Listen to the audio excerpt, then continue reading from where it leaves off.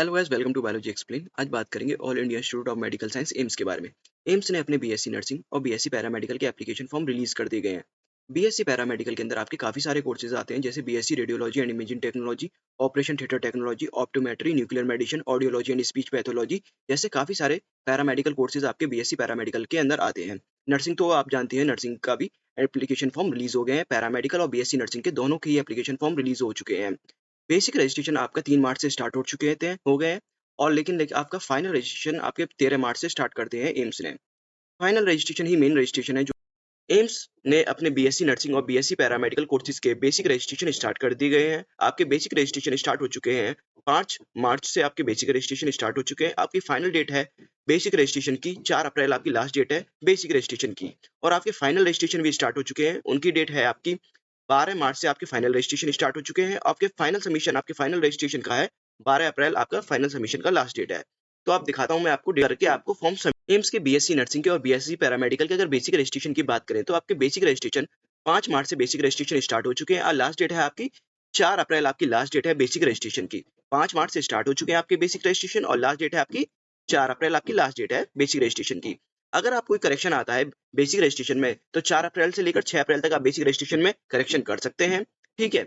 अगर final registration की date आपकी स्टार्ट हो चुकी है, फाइनल रजिस्ट्रेशन की भी, तो फाइनल रजिस्ट्रेशन की आपकी डेट है 12 मार्च से लेकर 12 अप्रैल तक आपकी लास्ट डेट है फाइनल रजिस्ट्रेशन की। आपकी फाइनल रजिस्ट्रेशन की डेट स्टार्ट हुई है 12 मार्च से लेकर 12 अप्रैल तक आपकी लास्ट डेट है फाइनल रजिस्ट्रेशन की। ठीक है। 12 मार्च से लेकर 12 अप्रैल तक आप सिटी चॉइस कर सकते हैं और 18 अप्रैल को आपका स्टेटस आएगा कि आपका कि फॉर्म एक्सेप्ट किया गया है या रिजेक्ट किया गया है। जो भी करेक्शन है उसके अंदर आपके फॉर्म के अंदर, तो आप करेक्शन कर सकते हैं। अगर 18 अप्रैल को आपका करेक्शन कब वो आएगा कि आपका फॉर्म एक्सेप्ट हुआ है कि नहीं हुआ है। अगर कोई करेक्शन है फॉर्म के अंदर तो 22 अप्रैल को आप उसके अंदर करेक्शन कर सकते हैं, लास्ट सबमिट कर सकते हैं उसके अंदर। उसके बाद आपका फॉर्म एक्सेप्ट नहीं किया जाएगा 22 अप्रैल के बाद। लेकिन आपको फीस सबमिट आपको 12 अप्रैल तक कर देनी है। आपको फॉर्म सबमिट आपको 12 अप्रैल तक कर देना है। उसके बाद 18 अप्रैल को आपका स्टेटस आएगा कि आपका फॉर्म एक्सेप्ट किया गया है या नहीं किया गया है। और अगर उसके अंदर कोई करेक्शन है तो 22 अप्रैल तक आपको उस करेक्शन को करेक्ट। बीएससी नर्सिंग के आपके एडमिट कार्ड रिलीज होंगे। 31 मई को बीएससी नर्सिंग के एडमिट कार्ड रिलीज होंगे और आपके 14 जून को आपके बीएससी पैरामेडिकल के एडमिट कार्ड रिलीज होंगे। बीएससी नर्सिंग के 31 मई को आपको एडमिट कार्ड रिलीज हो जाएंगे। बीएससी नर्सिंग जिन्होंने भी बीएससी नर्सिंग का एप्लीकेशन फॉर्म फिल किया है उसके 31 मई को एडमिट कार्ड रिलीज हो जाएंगे। जिन्होंने बीएससी पैरामेडिकल का फॉर्म फिल किया है उनको 14 जून को आपका एडमिट कार्ड रिलीज हो जाएंगे आपके बीएससी पैरामेडिकल के लिए। ठीक है। और आपकी एग्जाम डेट क्या रहेगी? बीएससी नर्सिंग वालों के 8 जून आपकी एग्जाम डेट रहेगी। उस दिन सैटरडे पड़ रहा है। ठीक है। और आपका पैरामेडिकल वालों के लिए 22 जून आपकी एग्जाम डेट रहेगी। जो भी बच्चा बीएससी नर्सिंग की और बीएससी पैरामेडिकल की तैयारी कर रहा है उनके लिए मैंने एक टेस्ट सीरीज रिलीज करी है जो कि सेम बीएससी नर्सिंग और बीएससी पैरामेडिकल के कुछ इंपॉर्टेंट नोटिफिकेशन मैं अपने व्हाट्सएप ग्रुप पे प्रोवाइड कर दूंगा। कुछ एग्जाम पैटर्न प्रोवाइड कर दूंगा जिससे आपको एंट्रेंस एग्जाम में आसानी हो बीएससी नर्सिंग के और बीएससी पैरामेडिकल के। अब देखते हैं कि बीएससी नर्सिंग की एंट्रेंस एग्जाम का रिजल्ट कब डिक्लेरेशन होगा, एंट्रेंस एग्जाम की डेट कब है। आपके एंट्रेंस एग्जाम की डेट है जो आपका एंट्रेंस एग्जाम होगा वो ऑनलाइन मोड में होगा बीएससी नर्सिंग का और बीएससी पैरामेडिकल का। और पैरामेडिकल की आपकी जो एग्जाम डेट है वो 22 जून है आपके एंट्रेंस एग्जाम की डेट। और expected date of declaration of result आपका 27 जून है। अब बीएससी नर्सिंग की बात करें तो आपके एंट्रेंस एग्जाम 8 जून को है और डिक्लेरेशन ऑफ रिजल्ट आपका 18 जून को है आपका बीएससी नर्सिंग का। और आपके एग्जाम की फीस कितनी होगी, ईडब्ल्यूएस के लिए कितनी है, आपके ओबीसी के लिए कितनी है, उसके बारे में देखते हैं। अगर जनरल की बात करें, जनरल की आपकी एप्लीकेशन फॉर्म फीस है 2000 रुपए आपकी जनरल के लिए एप्लीकेशन फॉर्म है। ओबीसी वालों के लिए भी, अदर ओबीसी वालों के लिए भी आपकी 2000 रुपए एप्लीकेशन फॉर्म फीस है। शेड्यूल कास्ट की बात करें, शेड्यूल ट्राइब की बात करें तो उनके लिए फीस है आपकी 1600 रुपए फीस है। इकोनॉमिकल वीकर सेक्शन वालों के लिए भी 1600 रुपए फीस है। अगर वो पीडब्ल्यूडी स्टूडेंट है जो फिजिकली हैंडीकैप्ड है उनके लिए कोई एप्लीकेशन फीस नहीं है।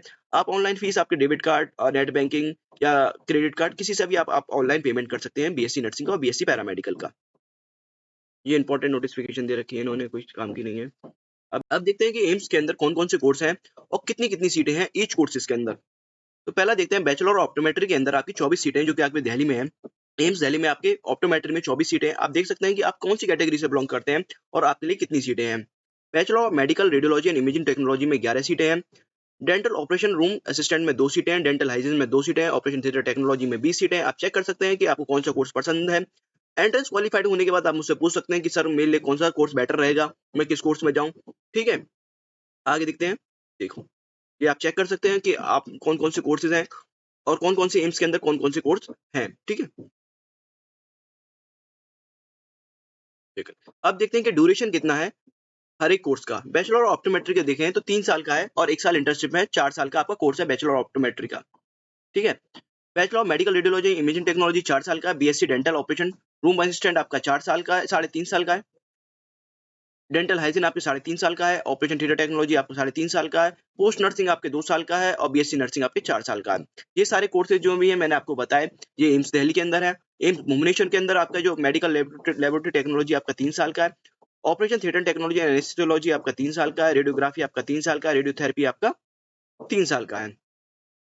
एम्स ऋषिकेश की बात करें तो ऑप्टोमेट्री आपका 4 साल का है।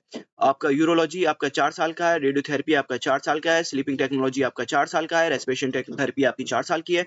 न्यूरो मॉनिटरिंग टेक्नोलॉजी आपकी 4 साल की है। ऑर्थोपेडिक टेक्नोलॉजी आपकी 4 साल की है। मेडिकल लेबोरेटरी टेक्नोलॉजी आपकी 4 साल की है। आप चेक कर सकते हो कि आपकी ड्यूरेशन कितनी कितनी है, आप देखिए। और इसके रिगार्डिंग आपके रिजर्वेशन क्राइटेरिया की बात करें तो रिजर्वेशन क्राइटेरिया के अंदर आपके जो ऑल एम्स हैं उनके अंदर क्या रिजर्वेशन क्राइटेरिया है, आप देखिए। बैकवर्ड क्लासेस के लिए 27% सीट रिजर्व है। शेड्यूल कास्ट के लिए 15% सीट रिजर्व है। शेड्यूल ट्राइब के 7.5 सीट रिजर्व है। इकोनॉमिकल वीकर सेक्शन वालों के लिए 10% सीट रिजर्व है। बीएससी नर्सिंग के लिए ओबीसी सर्टिफिकेट की इशू डेट आपकी होनी चाहिए 9 जून 2023 से लेकर 8 जून 2024 तक आपकी बीएससी नर्सिंग वालों के लिए आपकी ओबीसी सर्टिफिकेट इशू हो जाना चाहिए, जब भी आप अपनी सीट के लिए क्लेम कर सकते हैं ओबीसी सर्टिफिकेट से। अगर बीएससी पैरामेडिकल की बात करें तो बीएससी पैरामेडिकल के लिए 23 जून 2023 से लेकर 22 जून 2024 तक आपका ओबीसी सर्टिफिकेट इशू हो जाना चाहिए, जब भी आप अपनी सीट के लिए क्लेम कर सकते हैं बीएससी नर्सिंग वाले और बीएससी पैरामेडिकल वाले। बीएससी नर्सिंग की डेट में अगर दोबारा बता दूं 9 जून 2023 से लेकर 8 जून 2024 तक आपका इशू हो जाना चाहिए बीएससी नर्सिंग वाले के लिए ओबीसी सर्टिफिकेट, और पैरामेडिकल वाले के लिए 23/6/2023 से लेकर 22/6/2024 तक आपका बीएससी पैरामेडिकल का ओबीसी सर्टिफिकेट इशू हो जाना चाहिए। आगे देखते हैं ईडब्ल्यूएस सर्टिफिकेट की बात करें। इकोनॉमिकल वीकर सेक्शन से जो स्टूडेंट बिलोंग करते हैं उनका क्या है, बीएससी नर्सिंग के लिए अगर जो बच्चे बीएससी नर्सिंग के लिए अप्लाई कर रहे हैं उनका ईडब्ल्यूएस सर्टिफिकेट इशू हो जाना चाहिए 1/4/2024 से लेकर 8/6/2024 तक आपका ईडब्ल्यूएस सर्टिफिकेट इशू हो जाना चाहिए इकोनॉमिकल वीकर सेक्शन वाले स्टूडेंट के लिए। जब भी आप इकोनॉमिकल वीकर सेक्शन से आप क्लेम कर सकते हैं अपनी सीट के लिए। अगर बीएससी पैरामेडिकल की बात करें तो बीएससी पैरामेडिकल वाले के लिए 1/4/2024 से लेकर 22/6/2024 तक आपका इकोनॉमिकल वीकर सेक्शन का सर्टिफिकेट इशू हो जाए, जब भी आप अपनी सीट के लिए क्लेम कर सकते हैं। आगे देखते हैं क्या है।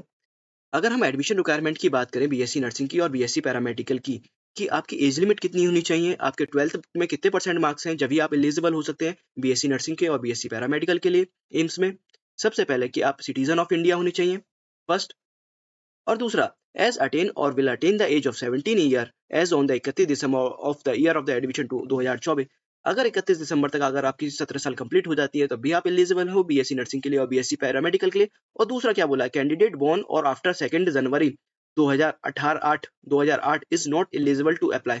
जो भी बच्चे 2 जनवरी के बाद 2008 के बाद बॉर्न हुए हैं वो एलिजिबल नहीं है बीएससी नर्सिंग के लिए और बीएससी पैरामेडिकल के लिए, ठीक है।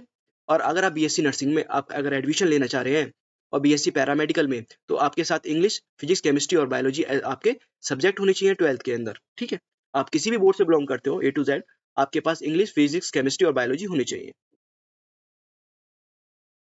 अगर नेक्स्ट एलिजिबिलिटी क्राइटेरिया की बात करें बीएससी पैरामेडिकल स्टूडेंट्स के लिए, candidate of bachelor of optometry, medical radiology, imaging technology या dental operation room assistant, dental hygiene, operation theatre technology should have passed 12th or equivalent in English, physics, chemistry, biology, either math और biology.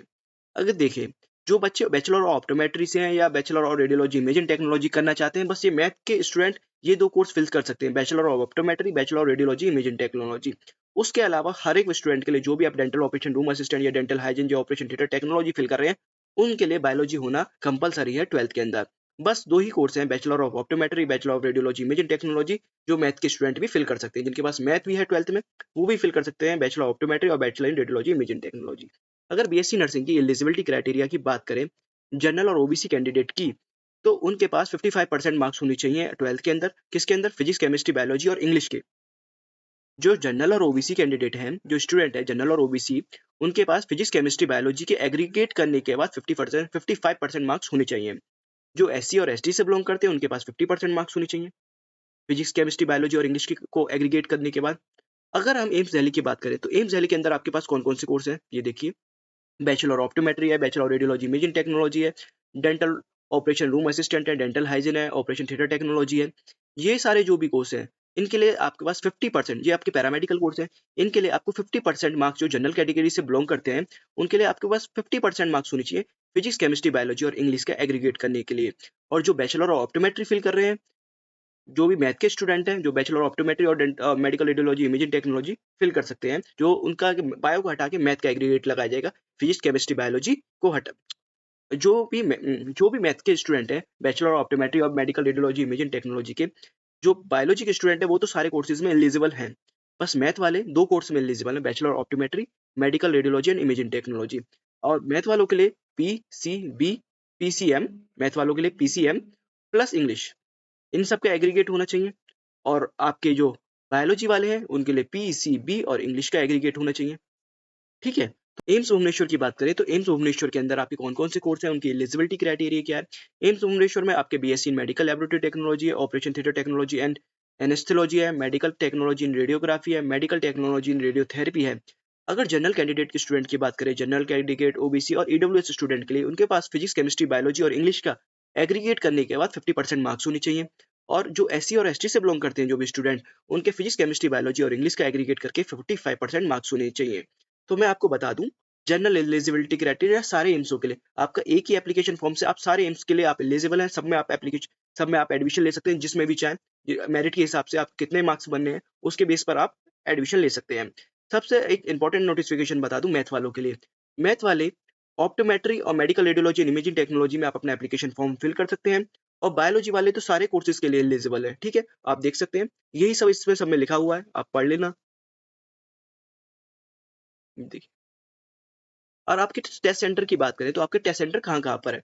आपके test centre Guwahati है, पटना है, रायपुर है, चंडीगढ़ है, दिल्ली है, बैंगलोर है, त्रिवेंद्रपुरम है, मुंबई है, भोपाल है, भुवनेश्वर है, जोधपुर है, चेन्नई है, देहरादून है, कोलकाता है। आप अपना एप्लीकेशन फॉर्म फिल करिए, आपको कोई भी दिक्कत आ रही है तो आप मुझसे पूछ सकते हैं, ठीक है? आपके लिए मैं टेस्ट सीरीज़ स्टार्ट कर दूँगा जिससे आपको कोई परेशानी ना हो टेस्ट देने में। और आपके बीएससी नर्सिंग एंट्रेंस एग्ज़ाम, आपको 2 घंटे का ड्यूरेशन होता है बीएससी नर्सिंग एंट्रेंस एग्ज़ाम का, जिसमें आपको मल्टीपल चॉइस क्वेश्चन पूछे जाते हैं। इसमें आपका 30 नंबर की फिजिक्स आती है, 30 नंबर की केमिस्ट्री आती है और 30 नंबर की बायोलॉजी आती है। और 10 नंबर का आपका जनरल नॉलेज आती है। टोटल एंट्रेंस एग्ज़ाम आपका 100 नंबर का एंट्रेंस एग्ज़ाम होता है, जो कि आपको 2 घंटे के अंदर कंप्लीट करना होता है। और बीएससी पैरामेडिकल एंट्रेंस एग्ज़ाम आपको 1 घंटा 30 मिनट मिलते हैं बीएससी पैरामेडिकल एंट्रेंस एग्ज़ाम के लिए। इसके अंदर भी आपके मल्टीपल चॉइस क्वेश्चन होते हैं, जिसमें 30 नंबर की आपकी फिजिक्स आती है, 30 नंबर की केमिस्ट्री आती है और 30 नंबर की बायोलॉजी आती है। ये तो हो गया जो फिजिक्स, केमिस्ट्री, बायोलॉजी आपसे पूछी जाती है बीएससी पैरामेडिकल के अंदर। और अगर बात करें जो एलिजिबिलिटी क्राइटेरिया है बीएससी पैरामेडिकल वालों के लिए, बीएससी पैरामेडिकल वालों के लिए जो कि फिजिक्स, केमिस्ट्री, बायोलॉजी है, जिसके पास 12th में, वो सारे बीएससी पैरामेडिकल कोर्स के लिए एलिजिबल है स्टूडेंट। जिसके पास फिजिक्स, केमिस्ट्री, बायोलॉजी और इंग्लिश है 12th में, वो सारे कोर्सेज के लिए एलिजिबल है। जो वो हुआ नर्सिंग हुआ या बीएससी पैरामेडिकल हुआ, वो सबके लिए एलिजिबल है। बस मैथ वाले जिनके पास 12th में मैथ है, जिसके पास फिजिक्स, केमिस्ट्री और मैथ और इंग्लिश है 12th में, बस वो 2 ही कोर्सों के लिए एलिजिबल है। बैचलर ऑफ ऑप्टोमेट्री, रेडियोलॉजी और इमेजिंग टेक्नोलॉजी के लिए एलिजिबल है। ठीक है? Thank you, have a nice day. मैं अपनी टेस्ट सीरीज़ आपको जल्दी अपने व्हाट्सएप ग्रुप और टेलीग्राम ग्रुप में आपको प्रोवाइड करूँगा। Thank you, have a nice day.